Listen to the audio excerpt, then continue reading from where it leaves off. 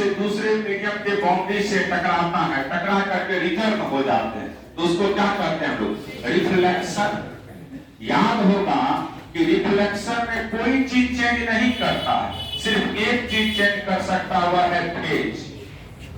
कोई पूछेगा कि रिफ्लेक्शन में क्या चेंज होता है, तो सिर्फ याद रखिएगा फेज। कौन चीज? फेज।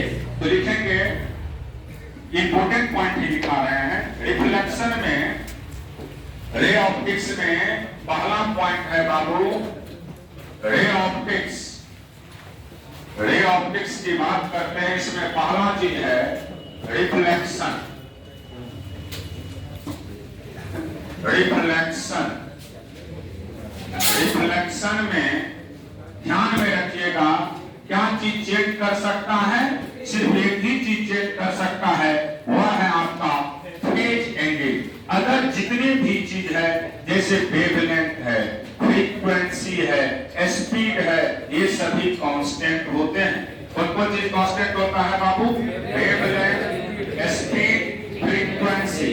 और कांस्टेंट ओनली चेंज करता है, याद रखेंगे, फेज एंगल। अब फेज एंगल कैसे चेंज होता है वो भी समझ। जैसे इंसिडेंट रे रेयर मीडियम से आया और डेंसर के बाउंड्री से टकराया, और टकरा के जब रिटर्न होता है ना, तो वहां पे फेज एंगल क्या होता है? 180 डिग्री। तो लिखेंगे इन नीचे से पॉइंट दे करके, in case of reflection, in case of reflection, in case of reflection, in case of reflection, the phase angle only change. The phase angle only change. The phase angle only change. The phase angle only change. सिर्फ phase angle क्या होता है? Change करता है। कितना degree से change करता है याद है ना? 180 से। कितना से? लिख भी सकते हो, डेल्टा फाई का value, phase angle delta phi, और डेल्टा फाई का वैल्यू क्या होता है बाबू? पाई रेडियन, या इसी को हम लोग डिग्री में लिखेंगे तो 180 डिग्री। उसके बाद है लॉ रिफ्रैक्शन के विषय। रिफ्रैक्शन ध्यान से सुनिएगा। रिफ्रैक्शन में होता क्या है कि जैसे कोई रे है, एक मीडियम से दूसरे मीडियम में जाते हैं, इसमें एक लॉ होता है बाबू, उस लॉ का नाम होता है स्नेल्स लॉ। कौन सा law? Snell's law. Snell's law याद रखेंगे, हमने रटाए थे। ये दो डिफरेंट मीडियम के बीच में एप्लीकेबल होता है, और इसका सिंपल फार्मूला होता है μ1 sin i बराबर बाबू μ2 into sin r, μ2 into sin r dot dot. इसी दो डिफरेंट मीडियम के बीच में हम कौन सा लॉ लगा सकते हैं? Snell's law. और स्नेल्स लॉ का एक ही फार्मूला होता है μ1 sin i बराबर μ2 sin r, μ1 sin i बराबर μ2 sin r। अब सुनिए, इसमें ऑब्जेक्टिव क्वेश्चन पूछे जाते हैं। कैसे पूछे जाते हैं सुनिएगा। अगर मान लेते हैं ऑब्जर्वर, कहां? ऑब्जर्वर रेयर मीडियम में हो, ऑब्जेक्ट डेंसर मीडियम में हो, तो एपरेंट हाइट की बात करता है या एपरेंट डेप्थ की बात करता है, तो एक्चुअल हाइट जो भी रहेगा उसमें कितना से डिवाइड कर देंगे? म्यू से। कितना से? म्यू से। याद रखिएगा, when object is kept in medium of refractive index mu, then apparent depth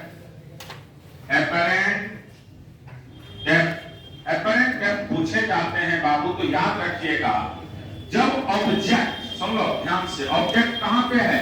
medium में। कहां पे है? मीडियम में। तो एपरेंट डेप्थ की बात करिएगा, एपरेंट डेप्थ का फार्मूला होता है, एपरेंट डेप्थ बराबर होता है, याद रखिएगा, actual depth by mu.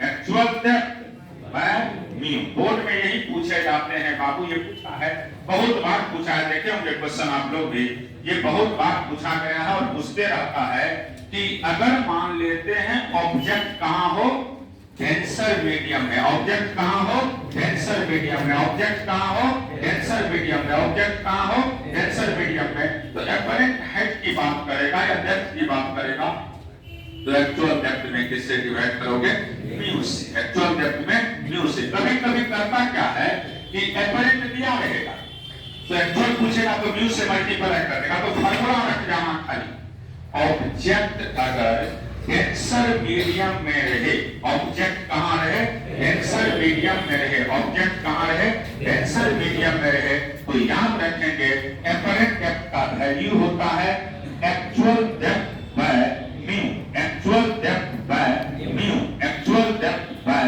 Mu, actual depth by mu. Clear हो गया? एक्चुअल डेप्थ में किससे डिवाइड कर देंगे आप लोग, म्यू से, तो हमारे पास किसका वैल्यू निकल जाएगा, एपरेंट डेप्थ का।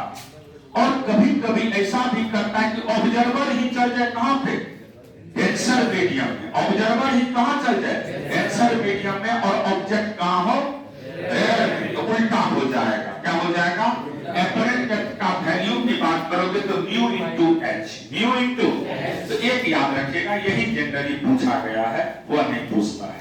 अब इसके बाद इसमें आता है, सुनिएगा, एक पॉइंट हम छोड़े थे, मैं ध्यान में नहीं था, नहीं पढ़ा पाए थे उस समय में, उसको सुनिएगा बहुत बहुत अच्छा से।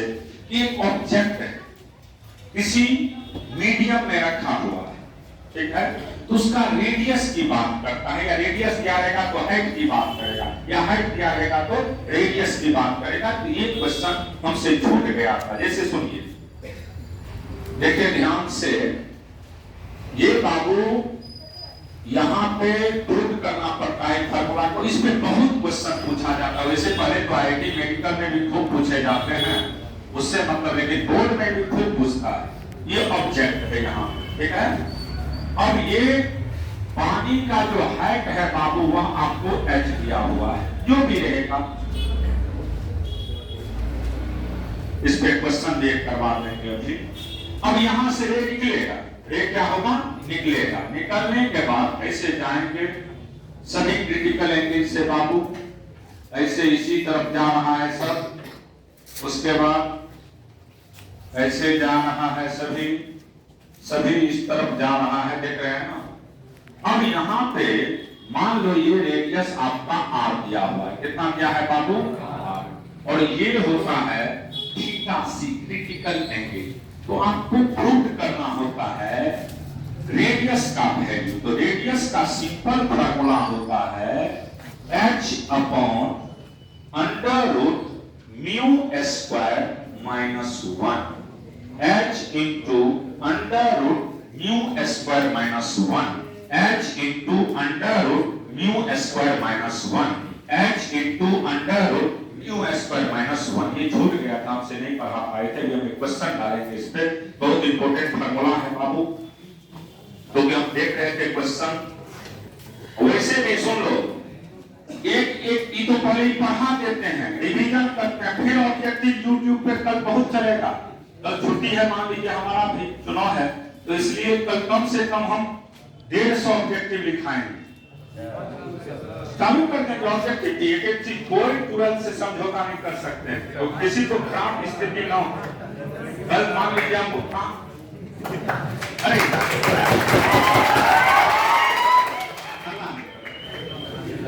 हला मत करिए कोई भी। फिर लिखिए क्वेश्चन, इसको लिख लीजिए पहले, बहुत इंपॉर्टेंट कॉन्सेप्ट है ये, यहां से पूछे भी जाते हैं क्वेश्चन।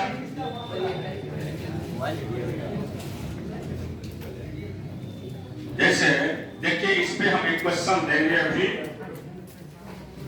कैसे पूछा जाता है वो भी पता चलना चाहिए ना आप लोग को भी।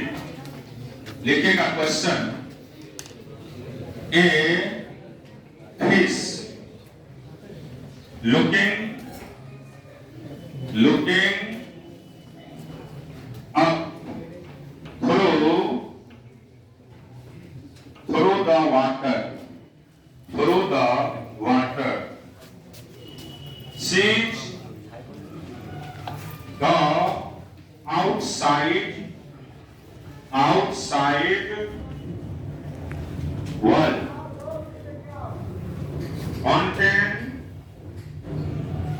contain in a circular